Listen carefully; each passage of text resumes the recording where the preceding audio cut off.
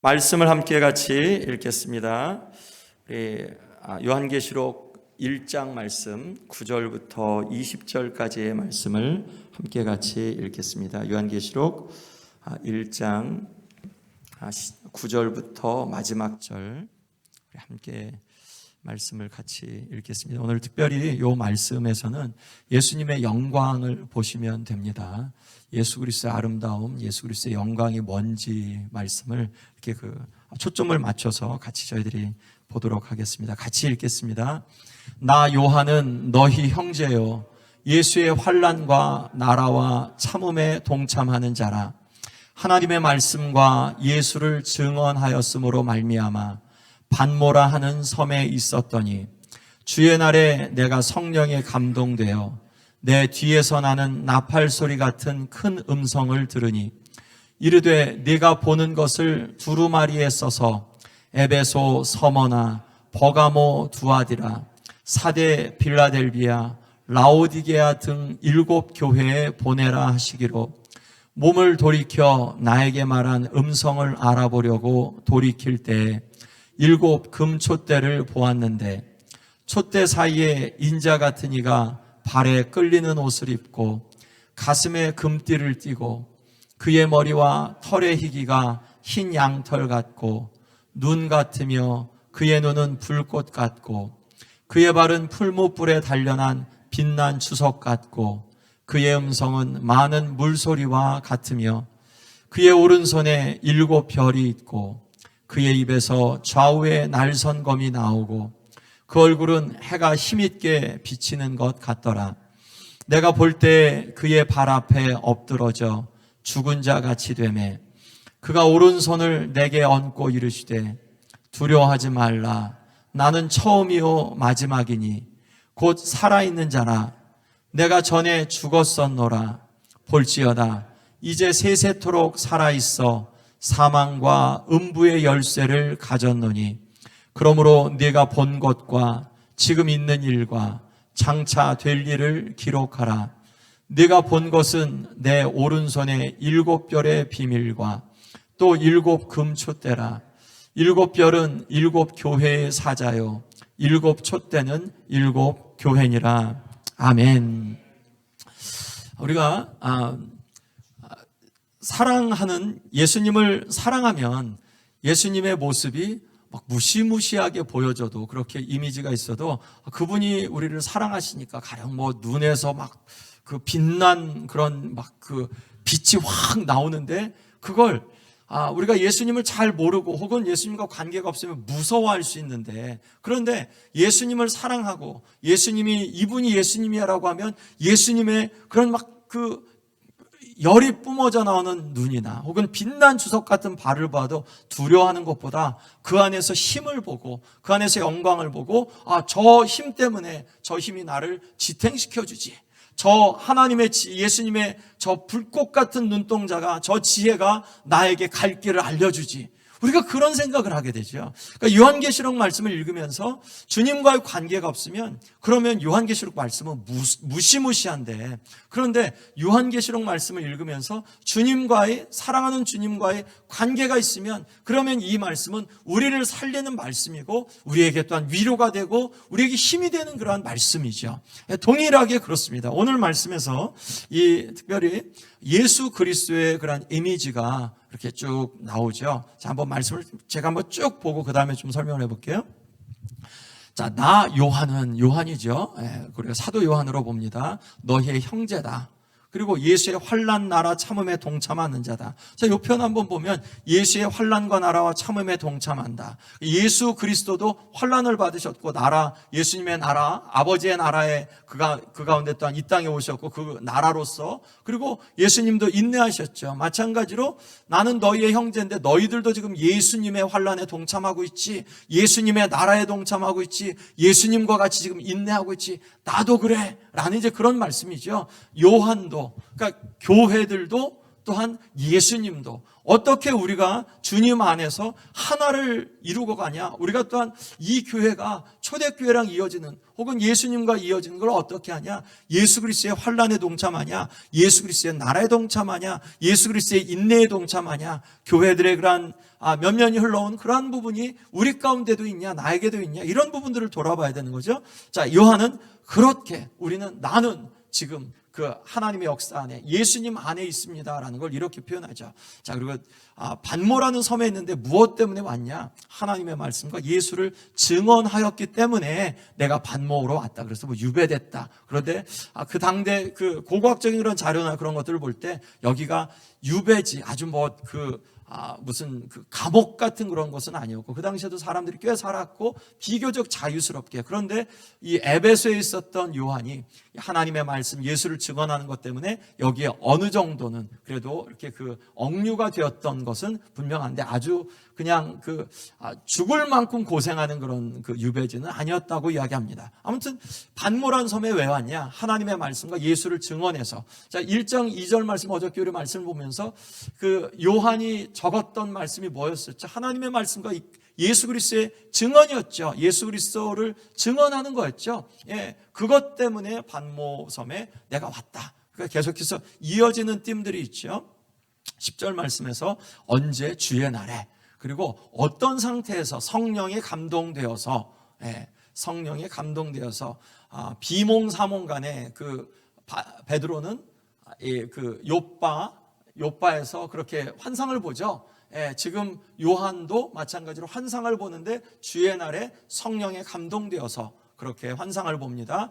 뒤에서 난 나팔 소리 같은 나팔은 구약에서 이제 그 제사장들이 불었던 전쟁이나 혹은 백성들을 소집할 때 혹은 절기 같은 때 불었던 건데 그 성경에서 묵시록 같은 데서 나오는 나팔은 이제 종말론적인 그러한 그 상황이죠. 그래서 나팔 불 때 우리의 이름이 불려질 것에 대한 그런 기대가 있는 거. 나팔 소리 같은 큰 음성을 들었다는 것은 이게 무슨 하나님의 그러한 나타나심, 현현, 혹은 주님이 무언가 주의 날 가운데 무언가 하실 것 같은 이제 그런 기대들을 그 가운데 불러일으키는 상상을 주죠. 요한계시록 말씀은 되게 저도 재밌게 보는 게 상상을 많이 하게 돼요. 제가 어렸을 때 7살, 8살 그럴 때 저희 집에 라디오가 있어서 어렸을 때 라디오를 아침 7시, 8시 그때 들으면 그 당시 뭐 웃으면 복이 와요 뭐 그런 거 이렇게 라디오 드라마 같은 게 있었거든요. 근데 그걸 듣는 게 되게 좋았어요. 그러니까 TV를 보는 것도 좋았는데 듣는 게 좋았던 게 들으면 상상이 되잖아요. 그 모습이 저분 목소리가 들리는데 이분 되게 예쁜 분 같아. 이제 이분 되게 고집스러운 할머니 같아. 뭐 이런 상상을 하잖아요. 근데 요한계시록이 그런 상상을 하게 해줘요. 글들을 통해서 이미지들을 보게 하고 이 이미지를 갖고 우리가 정확하게 묘사할 수는 없겠죠. 그런데 이런 모습이 아닐까라는 그런 상상을 주게 되죠. 11절 말씀에 이렇게 보면 너는 네가 보는 것을 두루마리에 써서 7교회 여기에 이렇게 보내라. 에베소나 이제 나중에 2장 3장 말씀에 나오죠. 자, 이런 말씀을 하는 걸 뒤에서 들리는 것을 듣고 몸을 돌이켜서 나에게 말하는 음성을 알아보려고 돌이킬 때 7 금초대를 보았다. 7 금초대가 나중에 20절 말씀에서 뭐라 그러죠? 7 교회라고 하죠. 자, 그런데 예수님이 어디 계시냐? 예수님이 7 금초대를 저 멀찌감치 두고 그렇게 보시냐? 혹은 예수님이 그냥 7 금초대를 쥐고 휙 던지시냐? 아니죠. 7 금초대 사이에 다니시죠. 예수님이. 교회 안에 계시고 교회를 멀찍이 두지 않으시고 교회 사이사이를 다니시는 것. 우리가 교회 안에서 예수님을 보지 못하면 그러면 우리가 뭐냐? 정체성이 없어지는 거죠. 교회는 예수님의 몸인데 예수님을 보지 못하면 그리고 우리의 지금 예배드리는 모습이나 우리가 함께 이야기하는 모습 속에서 바깥에 있는 사람들이 예수님을 보지 못하면 그러면 교회가 되지 않는 거, 성경적인 교회가 되지 않는 거죠. 예수님이 어디 계시냐? 예수님은 교회 안에 계신다. 우리에게 참 큰 위로가 되죠. 아멘. 예수님은 촛대 사이에 계신다. 인자 같은 이가 발에 끌리는 옷, 긴 옷이죠. 구약에선 이 긴 옷이라는 표현은 제사장에게 한 번만 빼놓고 다 제사장에게 해당되어지는 그런 옷이었어요.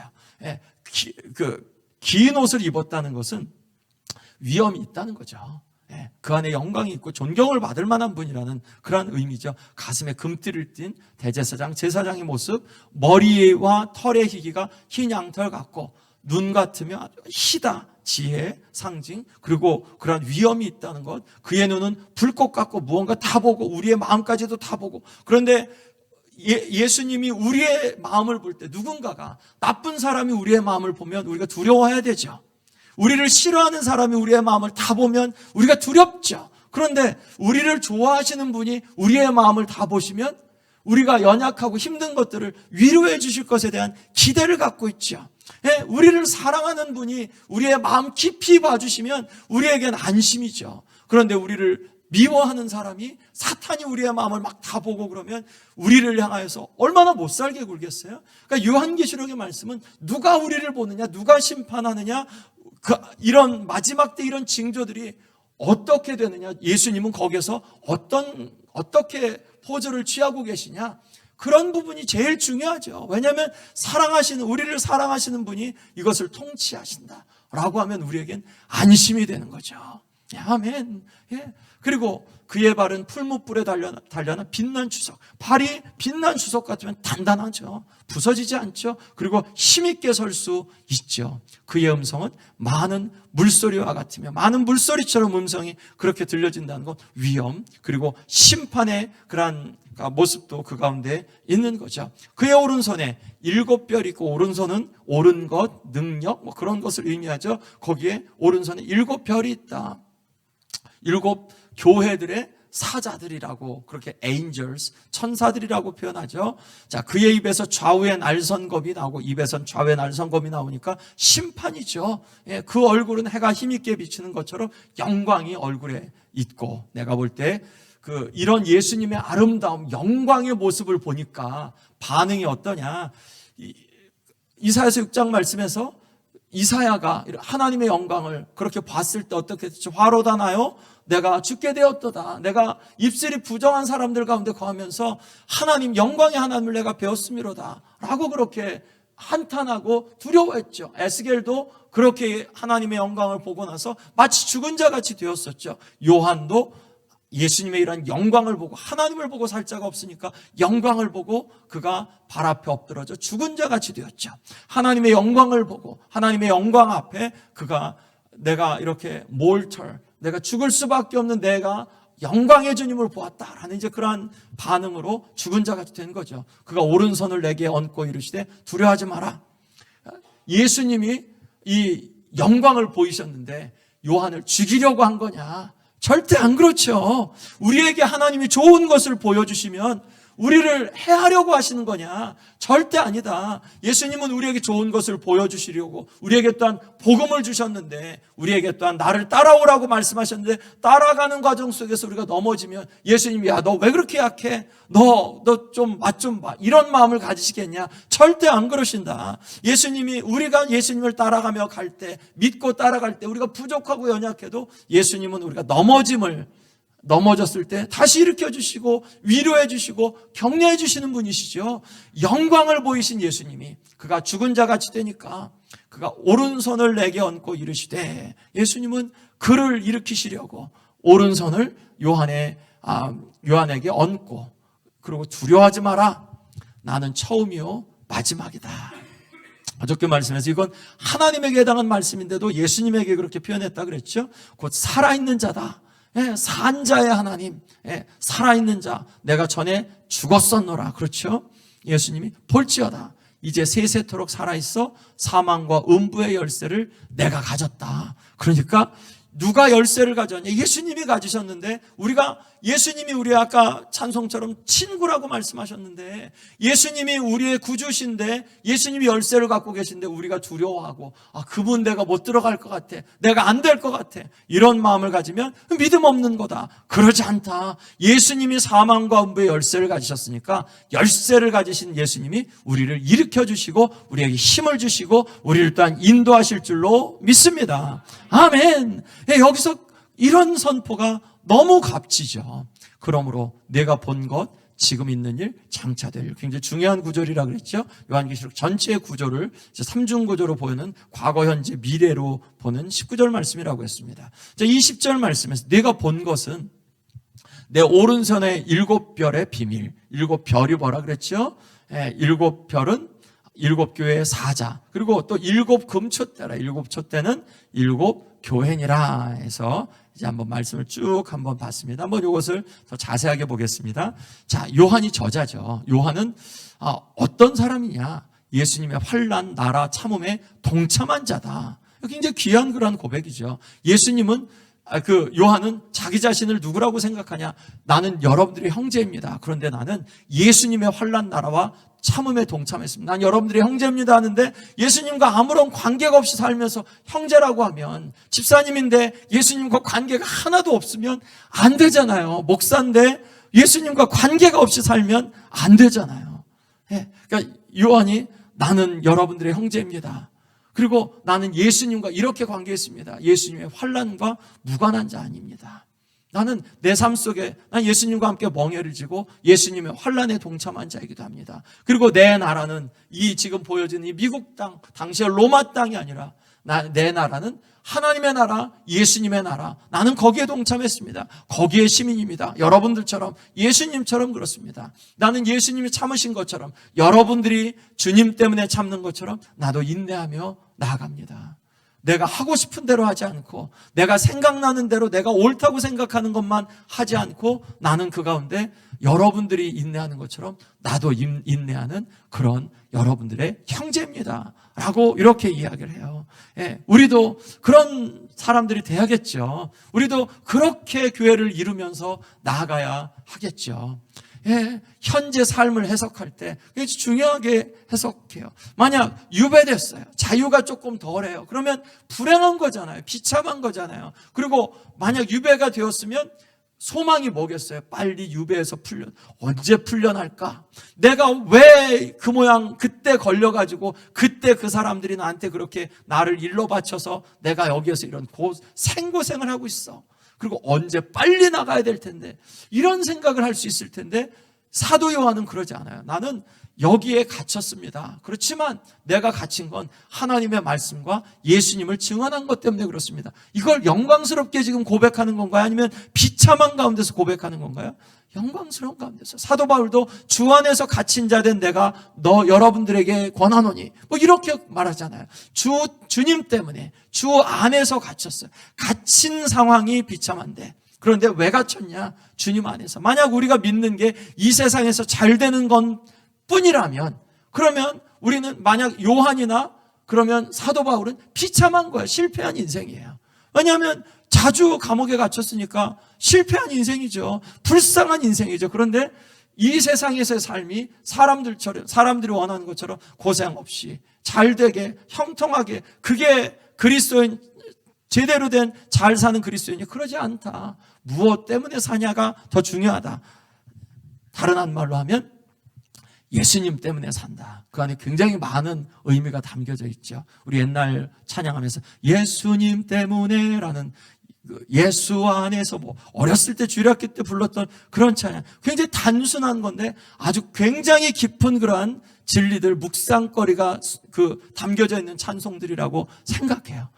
그런 찬송들을 부를 때면 내가 주일학교 때 불렀는데 그땐 의미 없이 불렀는데, 그런데 만약 지금 이렇게 부르면 그 안에서 훨씬 더 깊은 그런 묵상들이 나오는 것을 볼 수 있습니다. 우리는 현재 우리의 삶을 어떻게 해석하냐? 나 이것 때문에 힘들어. 나 이것 때문에 정말 어려워. 나 이것 때문에, 이것만 없으면 나 좀 살겠어 라고 하는데, 사도 요한이나 사도 바울은 어떻게 그걸 해석하냐? 주님 안에서. 만약 주 안에서 내 삶을 지금 해석한다면 나는 행복한 건데 어떻게 해석하길래 행복한 거냐를 돌아봐야 된다는 말씀이죠. 소아시아 7교회와 밀접한 연관이 있고, 사도 요한은 에베소에서 목회했다고 그렇게 알려져 있습니다. 그리고 가장 오랫동안 살았던 그런 사도였죠. 그리고 에베소는 그 당시에 거기에서 거점 도시였기 때문에 소아시아 7교회, 거기에서 밀접한 연관을 갖고 있는 요한이고요. 요한복음이나 요한서신과 비슷한 사상과 어휘들을 이 요한계시록에서 보여주고 있습니다. 자, 주의 날에 지금 이런 환상을 본 거죠. 구약에서 주의 날은 이제 선지서에서 그렇죠. 주의 날 여호와의 날이 이르리니라고 할 때는 심판의 날, 이제 예루살렘이 멸망할 날, 하나님께서 심판할 날에 대한 그런 그 부분들을 말씀하죠. 초림과 십자가, 또한 심판과 회복과 구원을 의미하기도 하고요. 재림에 대한 이제 그러한 그 부분을 이제 스가랴나 이사야서 같은 데서는 그 가운데서 말씀을 하죠. 구약에서의 주의 날은 동시에 심판과 회복의 날이다. 즉 여호와의 날에 너희 멸망할 거다. 그런데 주의 날이 이렇게 이를 때 다시 회복시킬 것이다 라는 그러한 이중적인 의미가 구약에서 있죠. 신약에서의 주의 날은 부활의 날, 주의 날, 이제 예수 그리스도께서 부활하신 날. 그래서 마태복음 28장이나 이제 이런 복음서 안에서 부활의 날이 주의 날로 그렇게 했죠. 성령이 임하신 날, 사도행전 2장 1절 말씀에서 그렇게 표현되고요. 사도 요한이 계시를 받은 날, 오늘 말씀 본문에서 그렇게 있고요. 그래서 의미는 구약에서 가져오지만 실제는 안식 후 첫날, 요즘 이야기로 하면 썬데이죠. 주일을 우리가 썬데이라고 하니까 교회가 시작된 날, 하나님의 나라가 시작된 날, 예수 그리스도께서 부활하신 날, 그렇게 본다. 그래서 어떤 학자들은 이게 부활절 날, 예수님의 환상을 봤다라고도 이야기하지만 보통 일반적인 학자로는 이게 그냥 썬데이, 주님의 날, 당시의 교인들이 함께 모였던 날, 그런 식으로 이렇게 해석하는 게 맞다고 생각합니다. 자, 나팔 소리가 임했죠. 하나님의 임재 상징이죠. 구약에서 나팔을 두 개를 그렇게 펴서 만들라고 말씀했죠. 회중을 모을 때, 그땐 조용히 소리를 크게 내지 말고 불었고요. 지휘관들을 소집할 때는 한 개의 나팔만, 그리고 행전할 때는 나팔을 울려부는 거, 빠바바밤, 그렇게 이렇게 울려부는 이제 그런 소리로 나아가고, 전쟁에 나아갈 때는 나팔을 크게 울려부는 이제 그러한 신호들로 절기와 제사를 드릴 때 나팔을 불어서 백성들이 오게 하는 이제 그러한 기능을 했죠. 그런데 아까 말씀드린 대로 이제 묵시 문학이나 혹은 선지서 혹은 이제 신약에 와서 나팔 소리는 여호와의 심판날, 하나님의 종말적인 그러한 심판이 이루어진 날에 불려질 이제 그러한 소리로 그렇게 보여졌습니다. 자, 이제 오늘 말씀의 핵심은 예수님의 이미지, 영광스러운 예수님에 대한 그러한 부분들을 묘사하고 있습니다. 세 부분으로 이렇게 나눠왔습니다. 하나님이신 예수님, 메시아이신 예수님, 제사장이신 예수님을 한번 오늘 말씀의 부분에서 나눠봤는데, 하나님이신 예수님, 왜냐하면 하나님에 대한 이런 표현이 구약에도 있었으니까, 머리털의 희기가 흰 양털 같고, 아까 말씀드린 대로 머리털이 희다는 것은 구약에서 노인들이 백발을 향하여 백발의 노인을 공경하라, 존경의 그런 상징이었죠. 위엄, 존경의 상징, 또 혹은 지혜의 상징. 왜 백발노인을 존중하냐? 경험과 지혜가 있기 때문에, 그리고 이제까지 살아온 것에 대한 그러한 존경의 표현으로 사회적인 그러한 존경을 보이는 게 맞다라고 하죠.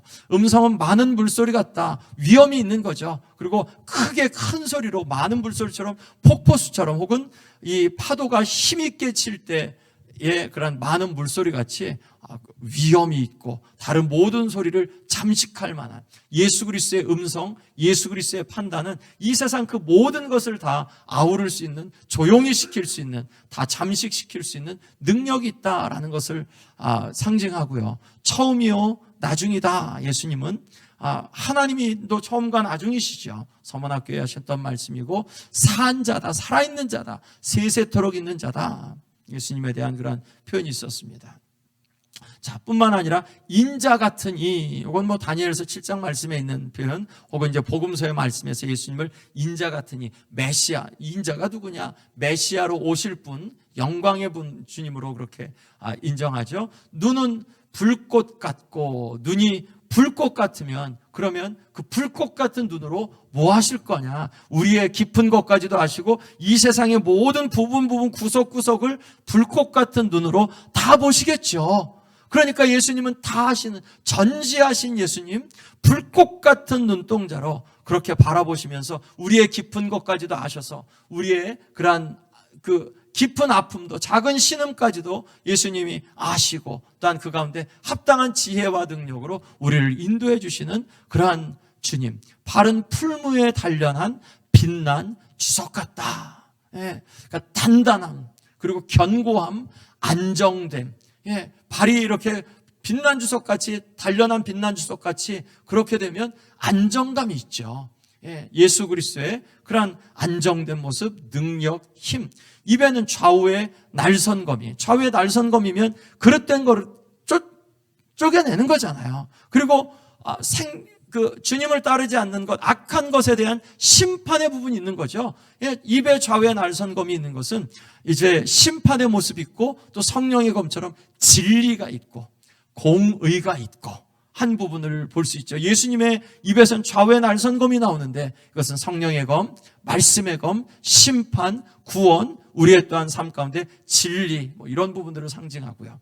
얼굴은 해가 힘있게 비추는 것 같고, 힘있게 얼굴에 비추면 영광스러운 모습이죠. 하나님의 그런 빛난 모습을 보고 모세가 보고 모세 얼굴에도 영광이 이렇게 임했죠. 그래서 수건을 덮었었죠.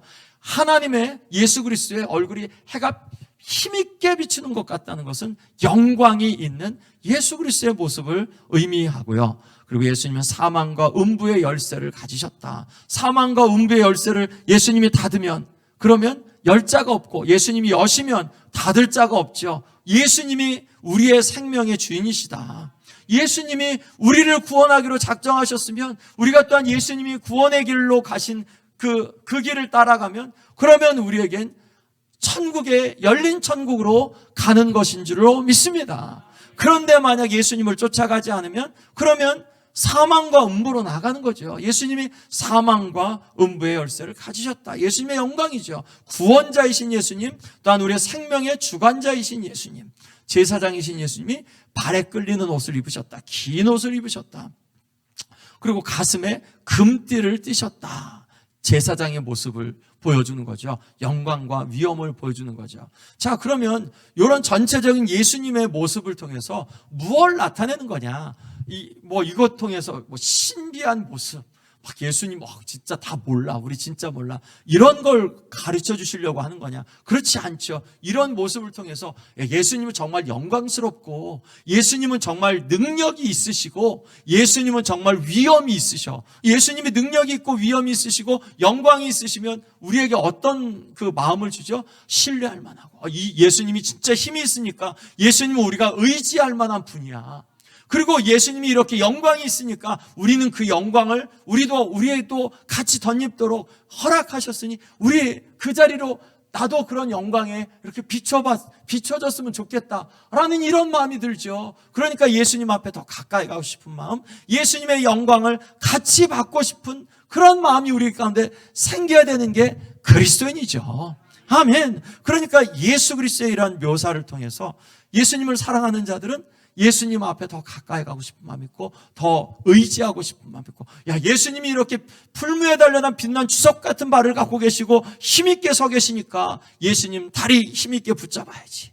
예수님 손을 힘있게 붙잡아야지. 그러면 나는 이 아무리 큰 풍랑에서도 내가 쓸려가지 않을 거야. 내가 붙잡으면 내가 힘이 없어도 예수님이 다시 나를 붙잡아 주시지. 나를 힘있게 붙잡아 주시지. 풍랑 속에서 내가 이길 수 있지.